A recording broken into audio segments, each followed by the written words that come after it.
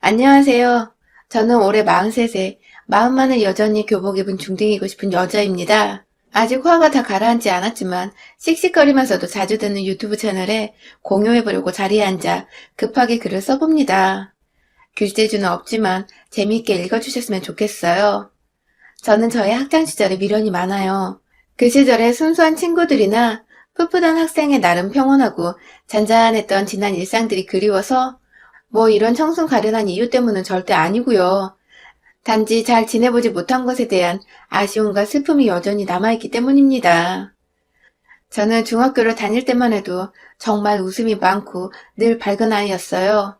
친구들 앞에 나서는 걸 좋아해서 회장 선거도 줄곧 나가 회장 혹은 부회장이 되었었고, 중학교 때 특별활동 모임으로 사진 동아리에 들어서는 여기저기 지하철 타고 서울 곳곳 누비면서 친구들과 사진 찍으러 다니는 것도 참 좋아라 했죠. 밝은 성격 덕분에 활발한 활동에 어려움이 전혀 없었었고, 그 덕에 보다 친구들을 두루두루 사귈 수도 있었습니다. 고등학교 들어가기 전 입시 공부를 한다고 1년간 다녔던 학원에서는 한두 살 많은 언니들하고도 오다 가다 친해지며 나이를 따지지 않고 그 시절 참 많은 사람들을 만나 관계를 맺고 살았습니다. 전 제가 생각해도 제 성격이 참 사귀기 좋은 타입이라 생각을 했어요. 그래서 제 주변엔 늘 좋은 사람이 함께 있다고 생각하며 살았죠. 절대로 과시하거나 친구들 틈에서 대장이 되고 나서려 하지도 않았습니다. 나름 예의 바른 걸 중요시하는 엄한 부모님한테서 자라 꽤나 옳고 그름을 가릴 줄 아는 성격이었던 것 같아요. 그냥 그런 거 있잖아요. 아닌 건 아니라는 걸 잘 아는 성격 말입니다.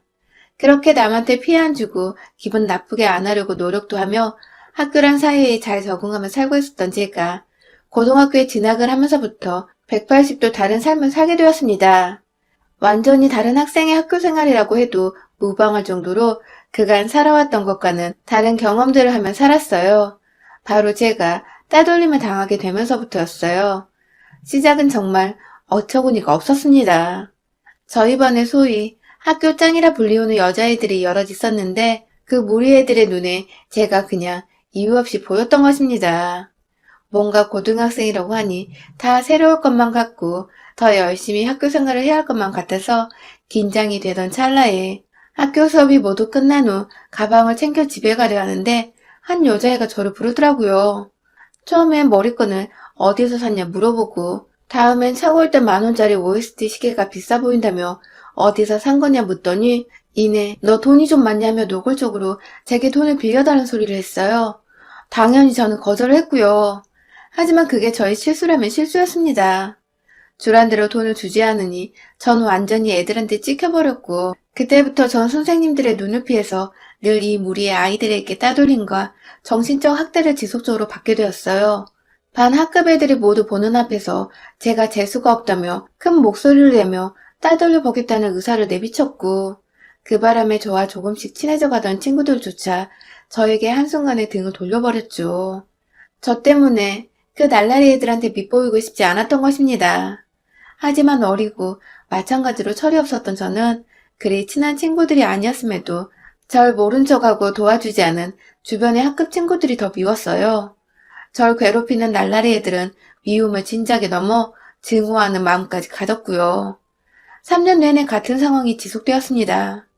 하필 날라리 애들 중 한 명과 계속해서 3년 내내 같은 반이 되어버린 바람에 전 한마디로 너무도 재수없게 3년 내내 학급 친구들에게서 철저하게 외면당하고 또 친해져서는 안 되는 아이가 되어버렸죠.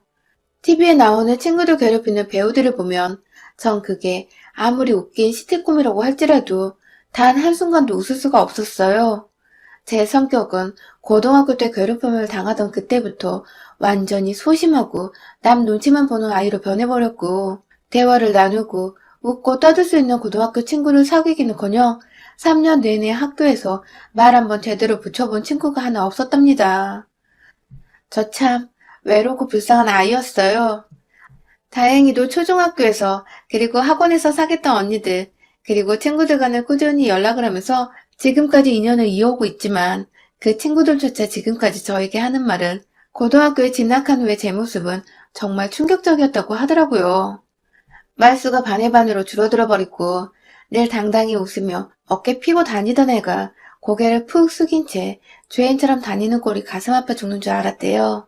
하필 혼자 멀찌감치 떨어진 고등학교로 배정받아 버린 바람에 아는 중학교 친구가 별로 없었고 있다 하더라도 그 친구들은 모두 다른 고등학교 동창들처럼 절 모른 척하고 멀리하기 바빴기 때문에 필요가 없었습니다.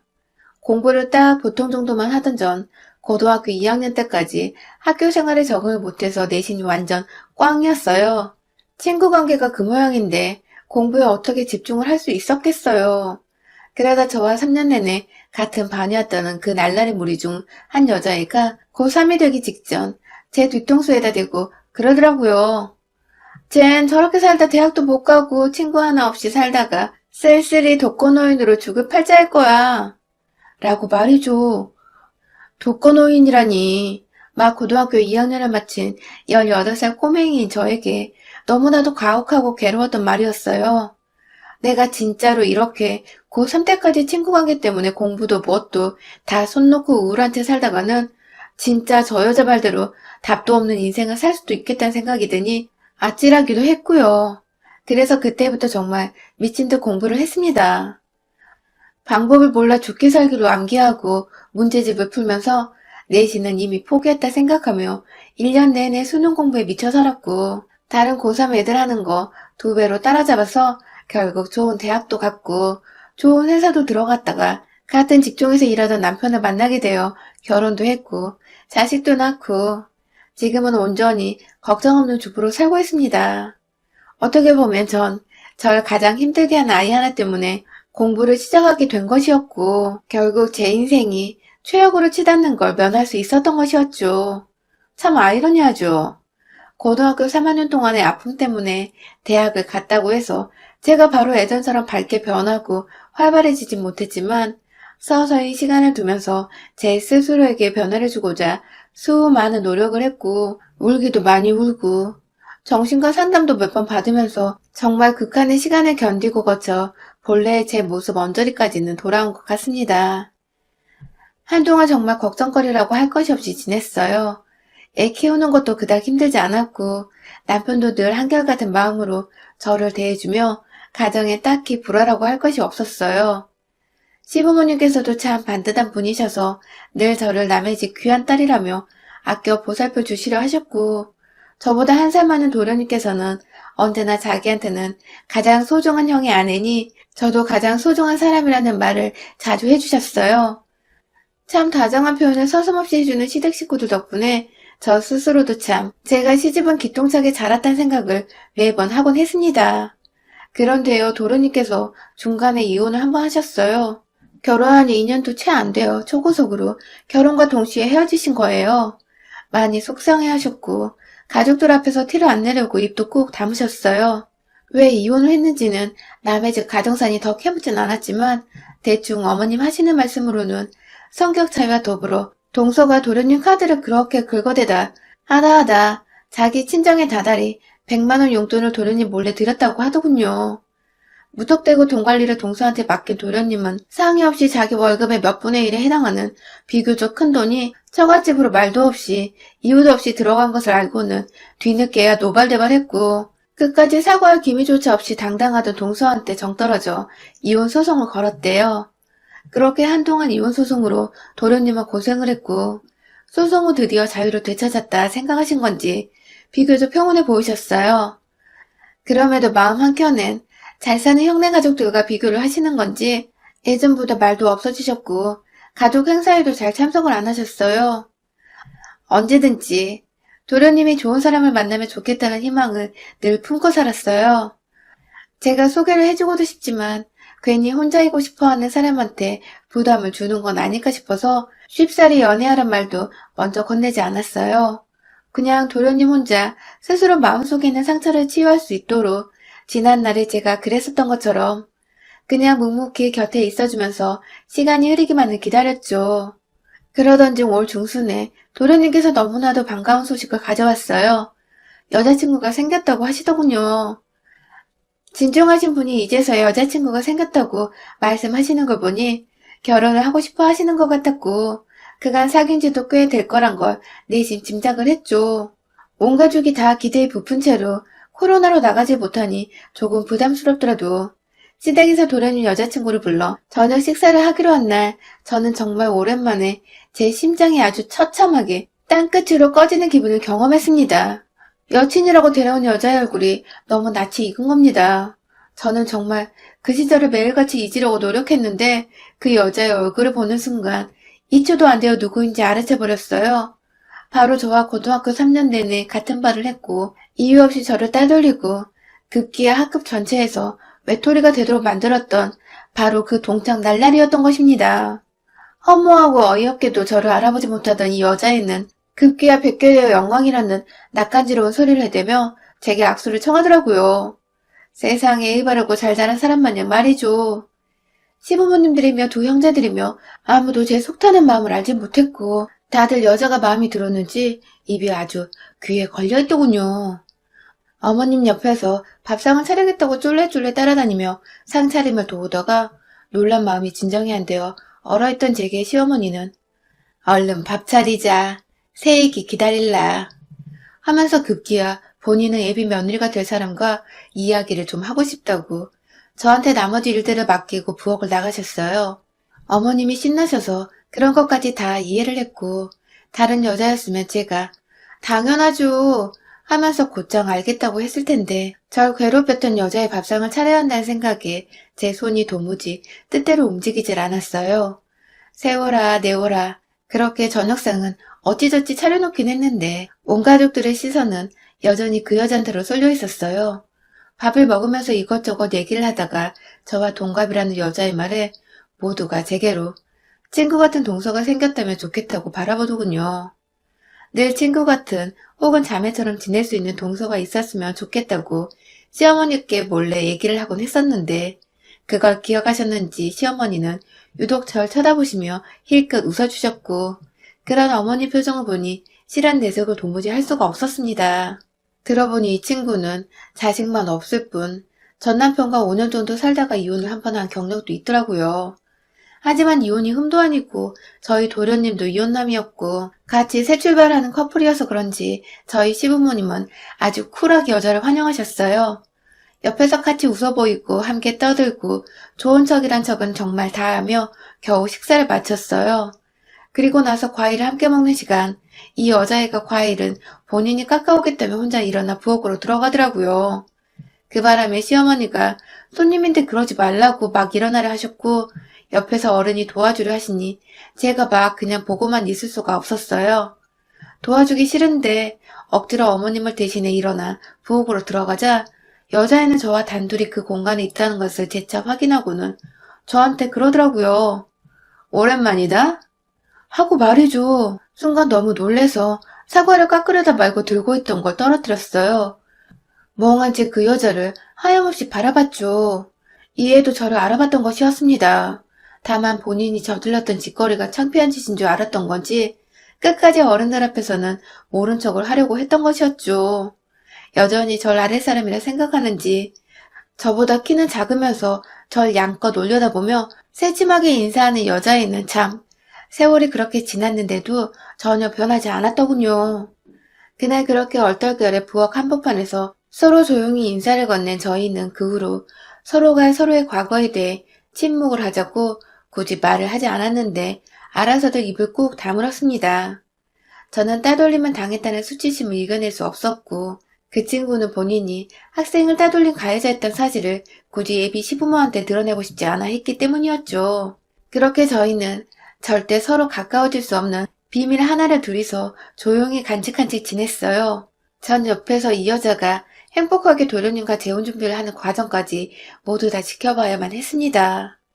뭘 모르던 도련님께서 재혼할 때 옆에서 도움을 많이 주시라며 저한테 자주 연락해서 묻기도 물어보고 예비 신부를 행복하게 해주고 싶은데 여자들은 뭘 좋아하냐며 그 여자한테 주려는 선물 준비를 하실 때에도 저한테 연락을 하시는 바람에 전 졸지에 절 괴롭혔던 가해자의 선물이나 한가하게 고르는 피해자가 되어 있었죠.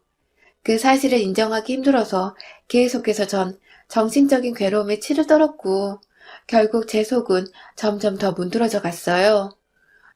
도련님의 결혼식이 다가올수록 제 마음속에서 타고 있는 불이 점점 잿더미로 변해가다 결국 완전히 사라져버릴 것 같았어요. 그러던 중 결혼식이 한 달 앞으로 다가왔었을 때 주말을 맞아 온 가족이 쉬고 있는데 여자한테서 전화가 걸려왔어요. 대뜸 인사도 없이 또 역시나 아랫사람 대하듯이 제 이름 석자를 부르고는 밖에서 좀 만났으면 좋겠다 하더군요. 전 솔직히 이때까지만 해도 저한테 뭐라고 지난날에 대해 사과라도 할 줄 알았습니다. 뭐라 변명이라도 하면서 앞으로는 가족이 될 테니 잘 지내보자는 말 한마디 정도는 할 거라 생각했어요. 적어도 그게 맞다고 생각을 했습니다. 하지만 자기가 마음대로 찍어준 주소를 따라 30분 정도 차를 몰고 가보니 그 자리엔 그 여자애 혼자만 있는 게 아니었습니다.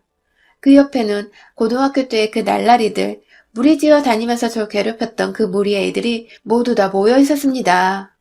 당시 사회적 거리 두기가 지금처럼 격상되기 전이어서 카페 안에 들어갈 수가 있었는데요. 전 정말 문을 열자마자 보이던 그 무리의 얼굴에 손이 파르르 떨리는 걸 느꼈어요. 내 나이가 40이 넘었는데도 여전히 그날의 상처가 남아있는지 겁부터 먹는 게 너무 안쓰럽고 두렵고 복잡한 심정이었죠. 하지만 40이나 처먹은 이 아이들은 정말 그대로더군요. 절 보자마자 쟤 얼굴 봐. 40대냐? 60대냐? 라는 주름살 지저부터 시작해서는 너 대학 잘 갔다는 소식 들었는데 어째 가방은 이런 저렴한 명품 가방이냐? 면서 남편이 제 선물로 사준 200만 원짜리 가방을 가지고 저렴한 명품 가방이라고 절 뜯어내리려 하더라고요. 이 애들 중에서 저 혼자 유일하게 인서울 4년대 대학을 들어갔는데 그게 그렇게 안 입고 왔는지 절 보자마자 역시 넌 학창시절이나 지금이나 변한 게 없어. 땀에 말을 해대면서 본인들의 처지를 위안 삼으려 했습니다. 예비동서를 만나서 어째 과거를 청산하고 이제라도 용서에 잘 살게 되나 싶은 막연한 안도감도 품고 왔는데 그런 생각들은 다 쓸모가 없었던 것이에요. 이제 보니 이 여자애는 어릴 때 그때 그 시절처럼 친구들을 불러서 제 기를 팍팍 죽이면서 윗사람으로 군림을 하고 싶었고 그래서 시댁에서도 형님이고 뭐고 눈치 안 보고 편히 살려고 했던 것 같습니다. 전 40이 되어도 이 일을 데자뷰처럼 또 당하고 있는 것에 속에서 설움이 북받쳤지만 어떻게든 지금의 저는 그 애들보다 더 나은 어른이란 걸 보여주고 싶어서 화를 내지 않고 꾹꾹 눌러 담았어요. 그리고는 오히려 여유있게 맞받아쳤죠. 그러게 겨우 200만 원짜리를 우리 남편은 놔줬다고 그렇게 시즌마다 사다 주네? 너네 남편들은 어때? 잘 사줘? 라고 물었어요. 그러자 정확히 그중 절반의 애들 표정이 썩어 들어갔죠. 아니 이제 보니 그중 절반이 이혼을 했더라고요. 성질머리 더러운 거 학창시절이나 어른이 된 지금이나 못 고친 거지. 5명 중에 정확히 예비 동서 포함 3명이 이혼을 했고 나머지 둘은 어찌저찌 사는 것 같은데 꼴을 보니 영락없는 아줌마인 게 그냥 딱 봐도 고생하며 살았다 싶더라고요. 적어도 제 눈에서 그렇게 피눈물을 나게 했었으면 제 아무리 오랜만에 만났더라도 늘 미안했다고 꼭 사과를 하고 싶었다는 인사말 정도는 해줄 거라 생각했는데 더 처절하게 못되고 철없었던 다 큰 이 날라리들을 마주해보니 전 평생 애들로부터 먹는 사과 한 조각도 못 받아먹겠다 싶었습니다. 그때 애비동서 그러니까 3년 내내 가장 심하게 제 옆에서 절 괴롭혔던 여자애가 내심 제 말에 꼭지가 틀렸는지 남편 얘기는 거두절미하고는 지난 고등학교 시절 때 일을 말하더라고요. 야, 우린 그래도 고등학교 추억으로 즐겁게 먹고 살고 있었지. 근데 넌 뭐, 그때 그렇게 찐따처럼 살았어서 공유할 추억도 없었을 텐데 우울증 안 걸리고 잘 살고 있는 게 너무 기특하네. 라고 말이죠. 우울증? 기특해? 지들이 뭔데 내가 우울증에 걸릴 거라 생각을 했고 지들이 뭔데 잘 살고 있는 나를 보며 기특하다고 말을 하는 건지. 순간 속에서 지난날 쌓였던 천불들이 막 들끓어 오르기 시작했습니다. 나를 향해 20년 가까운 세월이 흘렀는데도 비웃고 있는 이 머저리 같은 인간들 앞에서 다시 놀림거리가 되고만 있을 수가 없었습니다. 그래서 정말 순간적으로 제 앞에 놓여져 있던 아메리카노 한 잔을 예비동서가 될 거란 여자의 얼굴에다 부었어요. 아직 김이 나고 있던 커피가 모자 달린 패딩을 입고 있던 이 여자의 몸 안으로까지 쫙 퍼져가는데 눈으로 보일 정도였죠. 옆에서 인연이 미친 거냐고 너 우리가 누군 줄 아냐며 아직도 일진놀이를 하겠다는 듯이 나이를 처먹고도 유치 짬뽕의 말이나 뱉는 바로 옆에 있던 곱슬머리 여자의 머리털을 제 손깍지 안에 꽉 쥐어잡고는 커피에 젖은 옷을 벗느라 정신이 없던 예비동수의 몸뚱이로 내동댕이를 쳤어요. 둘이서 얼굴 맞대고 박치기를 했다가 의자 뒤로 나자빠지면서 뒤에 있던 책장 모서리에 이마를 부딪히고 어깨를 찌고 아주 난리가 났습니다. 나머지 3명은 솔직히 이 두 여자애들 옆에서 따까리 짓을 하던 애들이었어요. 그래서인지 순간적으로 제 쾌락에 겁부터 먹은 눈빛을 지으며 딴에는 여전히 쎄 보이고 싶다는 듯이 욕을 섞은 말로 너 조심해라 미친년 등의 경고성 말만 내뱉더군요. 참, 이런 어린 양들을 봤나 싶었습니다. 귀여운 욕으로 재주를 부리는 조랑말 같기도 했고 인생을 그리 살았는데도 여전히 학교 다닐 적에 그 추잡하고 철없는 짓들을 못 벗은 꼴이 솔직히 너무 딱하고 불쌍했어요. 뭘 봐? 뭘 또 구경만 하고 있어. 이 따까리 찌질이들아. 하면서 저하고 가장 가까이 붙어있던 여자애부터 하나씩 손보자는 생각으로 외투까지 벗어던지고는 난투극을 벌이려고 했고 제 손안에는 이미 두 여자애의 머리카락이 잡혀 있었어요. 한 애는 머리카락이 어찌나 길던지 그 바람에 그 꽁토를 잡고 질질 끌다 보니 그 애는 완전히 뒷덜미가 잡힌 듯이 뒤로 끌려다녔죠. 그 사이 나머지 한 애는 이미 지가방 싸들고 카페에서 도망쳐 주랭락을 쳤고요. 고등학교 추억으로 먹고 산다더니 아주 좋은 우정 납치셨더라고요. 그때 뒤에서 애비동서가 야, 이 미친년아. 너 그러고도 내가 입 닫고 시집갈 줄 알아? 너 고등학교 때 얼마나 하찮고 별볼일 없던 애였는지 내가 네 남편이랑 내 남편한테 다 말할 거야. 나도군요. 언제부터 따돌림 당한 게 흠이 된 건지 가해자란 애가 사과가 아닌 그 과거를 또다시 발목을 잡으려 하다니. 그 말을 들으니 지금껏 날뛰던 저조차 힘이 쑥 빠지더군요. 제 손에서 두 년들의 머리카락이 스스로 빠져나갈 때쯤 누군가 뒤에서 AB 동소년의 뒤통수를 아주 퍽소리나게 갈겼습니다. 바로 저희 도련님이셨어요. 세상에, 도련님이 어찌 알고 여기까지 따라 나오신 걸까요? 이제 보니 도련님은 처음 시댁에서 온 가족이 다 같이 만났을 때 부엌에서 저희가 아는 척을 하는 걸 들었나 보더라고요. 안 좋게 이어진 인연이겠다 싶어서 모른 척을 했지만 갈수록 자기 여친은 말이 많아지는데 저는 말수가 줄어들고 급기야 표정이 어두워졌는지 도련님은 내내 제 걱정을 먼저 했대요. 그러다가 주말을 맞은 그날 여친을 만나려는데 여친은 약속이 있다고 하고 별 생각 없이 형한테 전화를 했는데 형수도 약속이 있어 나갔다고 하니 재빠른 눈치로 제가 어디로 갔는지 저희 남편한테 물어보고는 저를 따라 나온 겁니다. 그리고 그 뒤엔 그런 도련님의 전화를 이상하게 여긴 남편까지도 제 걱정을 하면서 불이 나게 달려온 바람에 카페 안에는 저와 저희 남편 그리고 도련님과 도련님의 애비 신부인 그 여자애까지 온 형제 부부가 모이게 되었어요. 뒤에서 저희 얘기를 다 듣고 있던 도련님은 결국 그 여자애한테 뺨 한 대를 시원하게 갈기시더니 너 같은 애랑 재혼하느니 그냥 혼자 더 오래 살아볼게 하며 보란듯이 절 부축해서는 데리고 나가더라고요. 남편은 뭔지 모르겠으나 조용하던 제가 폭력을 휘두를 정도로 열받아 있는 모습에 뭔가 내 와이프한테 해코지를 한 년들이구나 생각을 했는지 여자애들 앞에서 별 재수없는 것들 하면서 침을 퇴퇴 뱉고 나왔고요. 그날 든든한 우리 집 남자들 덕분에 마무리까지 정말 완벽하게 끝내버렸어요. 제가 애비동수 될 뻔한 연애 번호를 진작에 차단해서 잘 몰랐는데 나중에 도련님 말씀으로는 자기한테 찾아와서 몇 번이고 결혼해달라고 애원하다가 한 대 더 때려주려고 하니 겁질끔 먹고는 다시는 안 온다더군요. 결혼이고 뭐고 다 엎어버렸는데 돈 잘 버는 우리 도련님은 뭐가 그리 하나도 아깝지 않은지 그 돈 기부한 셈 치겠다며 돌려받은 일부 환불 금액들까지 모조리 다 기부를 해버렸어요. 코로나로 힘든 불우이웃을 돕는데요. 코로나 시국이라서 애초에 결혼식장 예약할 때도 환불금이 좀 유연한 편이었는데 그 큰 돈을 돌려받고도 기부를 해버리다니 도련님도 정말 똥발받다 생각을 하신다 하더군요. 그도 그럴 것이 저와는 너무도 잘 지내왔고 또 돈도 겠고 저를 누구보다 잘 아는 시댁 식구였기에 그랬던 것 같습니다. 도련님의 기부 소식을 전해들은 여자애는 정말로 도련님이 자신으로부터 떨어져 나왔다는 확신이 들었는지 간혹이라도 예물예단 환불을 핑계삼아 연락을 하더니 일체 소식이 끊겼다고 합니다. 지난 시간 동안 마음 한켠에 있던 응어리들마저 아주 말끔하게 해소가 되어버린 이 시원섭섭한 기분은 뭘까요? 제 손에 맞아 나가 떨어진 여자애들을 떠올릴 때마다 너무 상쾌하고 통쾌하고 즐겁습니다. 비록 저희로 인해 결혼이 깨진 도련님께는 죄송하지만 저 덕분에 미친년으로부터 구제를 받은 거라며 오히려 저를 다독여주고 고마워해주는 도련님. 우리 도련님이 진짜 다 갖춘 여성분을 얼른 만나길, 그래서 행복한 가정 이루고 사시길 이 자리를 빌어 응원하고 싶어요. 여러분의 생각은 댓글로 남겨주세요. 오늘도 시청해주셔서 정말 감사합니다.